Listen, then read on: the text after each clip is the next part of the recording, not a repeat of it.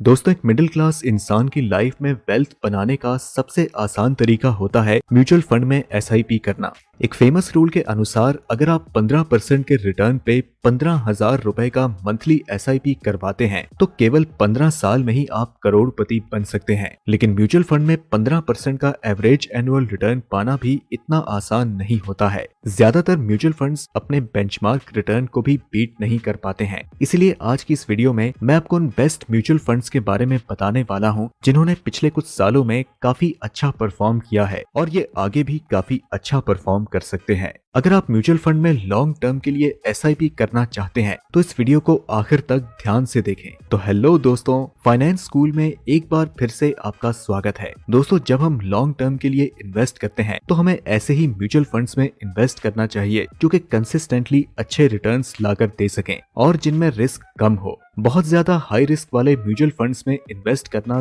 Gambling की तरह होता है जिससे कि आपको दूर रहना चाहिए। इस वीडियो में हम index funds, large cap funds, mid cap funds, large and mid cap funds, multi cap funds, flexi cap funds, small cap funds और ईएलएसएस कैटेगरी के टॉप म्यूचुअल फंड्स के बारे में जानेंगे।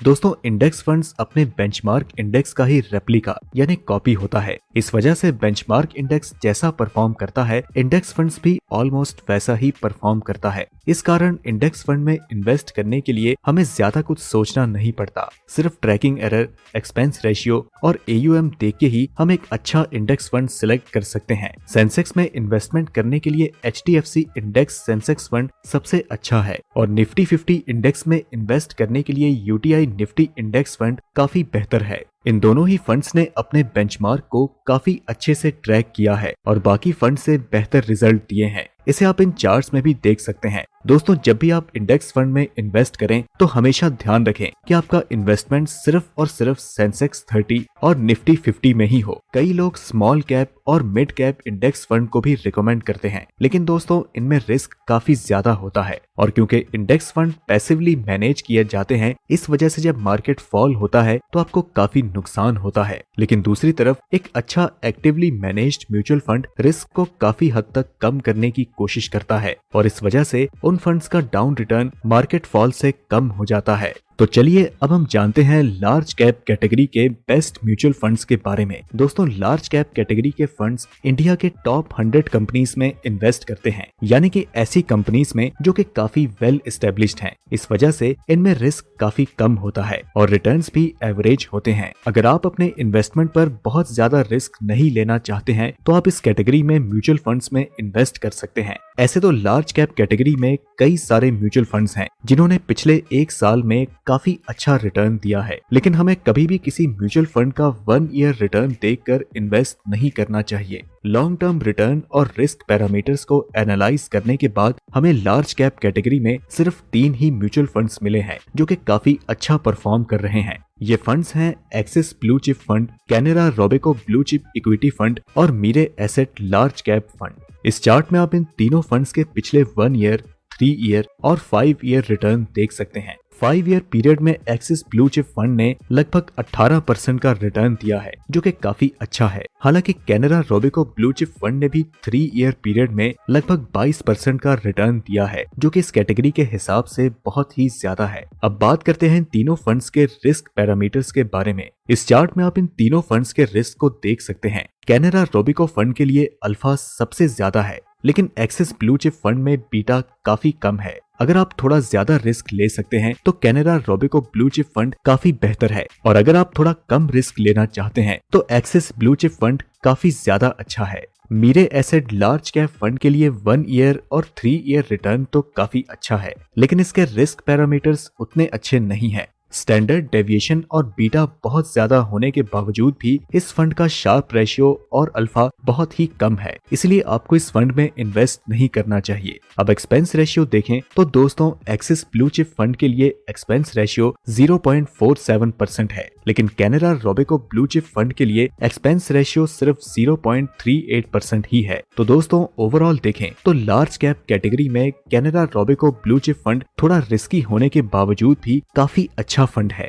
और आप चाहें तो इस फंड में इन्वेस्ट कर सकते हैं। लेकिन अगर आप रिस्क कम लेना चाहते हैं तो आप एक्सिस ब्लू चिप फंड के साथ भी जा सकते हैं। ये दोनों फंड्स काफी अच्छे हैं। तो अब मैं आपको बताता हूँ मिड कैप कैटेगरी के बेस्ट म्यूचुअल फंड्स के बारे में। इस कैटेगरी में ऐसे म्यूचुअल फंड्स होते हैं जो कि टॉप 101 से लेकर टॉप 250 कंपनीज में इन्वेस्ट करते हैं। इन फंड्स के रिटर्न ज्यादा होते हैं लेकिन इनमें रिस्क भी काफी ज्यादा होता है। तो अगर आप हाई रिस्क ले सकते हैं तो ही इन म्यूचुअल फंड्स में इन्वेस्ट करें। दोस्तों मिड कैप कैटेगरी में हमें बस एक ही म्यूचुअल फंड मिला जिसमें इन्वेस्ट करना हमारे लिए फायदेमंद साबित हो सकता है। इस फंड का नाम है PGIM India mid cap opportunities fund. इस फंड ने पिछले 5 सालों में काफी अच्छा परफॉर्म किया है और लगातार अपने कैटेगरी एवरेज और बेंचमार्क से ज्यादा रिटर्न दिए हैं। अब बात करते हैं इसके रिस्क पैरामीटर्स के बारे में। तो दोस्तों इस फंड का स्टैंडर्ड डेविएशन और बीटा दोनों ही काफी ज्यादा है लेकिन साथ ही अल्फा 11 के करीब है। तो अगर आप हाई रिस्क पे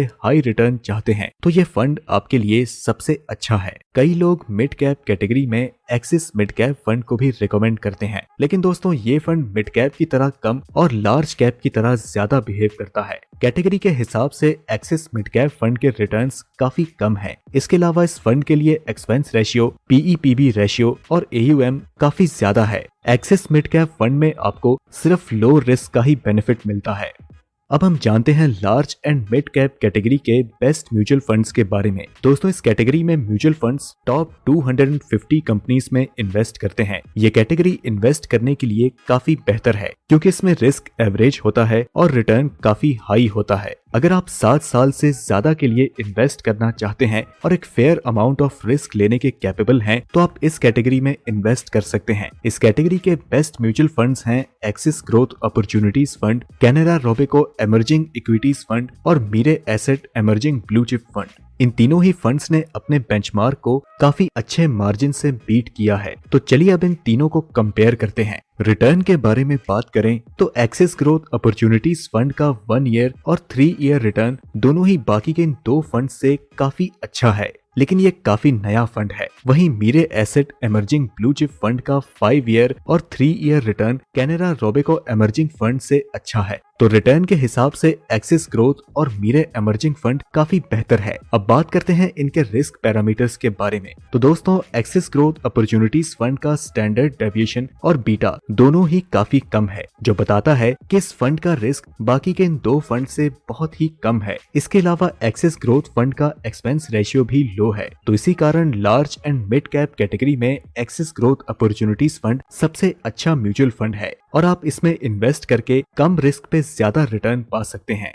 दोस्तों अब हम जानते हैं मल्टी कैप कैटेगरी के बेस्ट म्यूचुअल फंड्स के बारे में। म्यूचुअल फंड कंपनीज को मल्टी कैप कैटेगरी में कम से कम 25% तीनों कैटेगरी यानी कि लार्ज कैप, मिड कैप और स्मॉल कैप स्टॉक्स में इन्वेस्ट करना पड़ता है। क्वांट एक्टिव फंड इस कैटेगरी का बेस्ट म्यूचुअल फंड है जिसमें रिस्क थोड़ा सा ज्यादा है लेकिन रिटर्न बहुत ही ज्यादा अच्छा है। इस फंड ने कंसिस्टेंटली अपने बेंचमार्क और कैटेगरी एवरेज से काफी बेहतर रिटर्न्स दिए हैं और दोस्तों लास्ट 1 ईयर में इस फंड का रिटर्न एक्स्ट्रा ऑर्डिनरी है। अब जानते हैं इस फंड के रिस्क पैरामीटर्स के बारे में। इस फंड का स्टैंडर्ड डेविएशन 23 और बीटा 0.95 के करीब है यानी कि इसमें रिस्क अबव एवरेज है। तो अगर आप हाई रिस्क ले सकते हैं तो ही इस फंड में इन्वेस्ट करें। अगर आप low risk multi cap fund में इन्वेस्ट करना चाहते हैं तो फिर आपके लिए axis multi cap growth fund काफी अच्छा होगा। अब हम जानते हैं फ्लेक्सी कैप कैटेगरी के बेस्ट म्यूचुअल फंड्स के बारे में। दोस्तों मल्टी कैप कैटेगरी में फंड मैनेजर्स को सेबी का 25% एलोकेशन रूल फॉलो करना पड़ता है जिस कारण मल्टी कैप फंड्स में रिटर्न कम हो जाता है और रिस्क बढ़ जाता है। लेकिन फ्लेक्सी कैप कैटेगरी में म्यूचुअल फंड कंपनीज किसी भी मार्केट कैप के स्टॉक्स में जितना परसेंट चाहे इन्वेस्ट कर सकती है। परख पारेख फ्लेक्सी कैप फंड और PGIM India flexi cap fund इस कैटेगरी के बेस्ट परफॉर्मिंग म्यूचुअल फंड्स हैं। फिलहाल परख पारेख म्यूचुअल फंड ने नए इन्वेस्टमेंट लेना बंद कर दिया है लेकिन फ्यूचर में वो दोबारा से इन्वेस्टमेंट लेना शुरू कर सकते हैं। इस चार्ट में आप इन दोनों फंड्स के पास्ट रिटर्न्स को देख सकते हैं। दोनों ही फंड्स ने काफी अच्छे और लगभग एक समान रिटर्न्स दिए हैं लेकिन अगर आप इनमें रिस्क देखें तो दोस्तों PGIM India flexi cap fund में रिस्क परख पारेख फ्लेक्सी कैप फंड से काफी ज्यादा है। PGIM इंडिया का बीटा 0.99 है जबकि परख पारेख का बीटा केवल 0.74 ही है। इसके अलावा स्टैंडर्ड डेविएशन भी PGIM में आपको ज्यादा देखने को मिलेगा। अब जानते हैं स्मॉल कैप कैटेगरी के बेस्ट म्यूचुअल फंड्स के बारे में। दोस्तों, क्योंकि इस कैटेगरी में स्मॉल कैप स्टॉक्स होते हैं, इस वजह से इस कैटेगरी में बहुत ज्यादा रिस्क होता है और साथ ही रिटर्न भी सबसे ज्यादा मिलता है। स्मॉल कैप कैटेगरी में axis small cap fund, SBI small cap fund और क्वांट स्मॉल कैप फंड ने काफी अच्छा परफॉर्म किया है और आगे भी ये काफी अच्छा परफॉर्म कर सकते हैं। रिटर्न्स को देखें तो 1 ईयर और 3 ईयर में क्वांट स्मॉल कैप फंड ने सबसे ज्यादा रिटर्न दिया है, लेकिन 5 year return axis small cap fund का सबसे ज्यादा है। वहीं SBI स्मॉल कैप फंड का last 1 year return category average के मुकाबले में काफी कम है। अब रिस्क की बात करें तो आप इस चार्ट में देख सकते हैं कि क्वांट स्मॉल कैप फंड का स्टैंडर्ड डेविएशन 31% है, जो कि बहुत ही ज्यादा है। इस वजह से ये फंड लॉन्ग टर्म के लिए बिल्कुल भी अच्छा नहीं है। एक्सिस स्मॉल कैप फंड में रिटर्न और रिस्क दोनों ही काफी अच्छा है और इस वजह से आप इस फंड में इन्वेस्ट कर सकते हैं। अब चलते हैं अपने लास्ट कैटेगरी की ओर, जो कि है ELSS फंड। दोस्तों, ELSS फंड्स ऐसे म्यूचुअल फंड्स को कहते हैं जिनमें 3 साल का लॉक इन पीरियड होता है और इस वजह से आपका पैसा लॉन्ग टर्म के लिए इन्वेस्टेड रहता है। इन फंड्स में आपको अच्छे रिटर्न्स के साथ ही सेक्शन 80C के अंतर्गत टैक्स बेनिफिट भी मिलते हैं। Canara Robeco equity tax saver fund और Mirae asset tax saver fund इस कैटेगरी के सबसे अच्छे परफॉर्म करने वाले म्यूचुअल फंड्स हैं। इस चार्ट में आप देख सकते हैं कि इन दोनों फंड्स के रिटर्न 1 ईयर, 3 ईयर और 5 ईयर पीरियड में लगभग बराबर ही हैं। बात करें रिस्क की तो दोस्तों, Canara Robeco tax saver fund का स्टैंडर्ड डेविएशन और बीटा दोनों ही Mirae asset tax saver fund से कम है। इस वजह से अगर आप ELSS फंड्स में इन्वेस्ट करना चाहते हैं तो Canara Robeco equity tax saver fund आपके लिए काफी बेहतर रहेगा। तो दोस्तों, आज की इस वीडियो में इतना ही। आप जब भी किसी म्यूचुअल फंड में इन्वेस्ट करें तो उस फंड को रेगुलरली ट्रैक करने की कोशिश करें। अगर वो म्यूचुअल फंड 2 या 3 क्वार्टर में अच्छा परफॉर्म नहीं कर रहा है तो आप किसी दूसरे अच्छे म्यूचुअल फंड में स्विच कर सकते हैं। ये वीडियो केवल एजुकेशनल पर्पस के लिए ही है, तो आप जब भी इन्वेस्ट करें अपने रिस्क पर ही करें। अगर आपको ये वीडियो हेल्पफुल लगी तो इसे लाइक करें और अगर आप इस चैनल पर नए हैं तो हमें सब्सक्राइब करके नोटिफिकेशन बेल जरूर ऑन कर लें। हम मिलते हैं आपसे अगली वीडियो में, तब तक के लिए नमस्कार।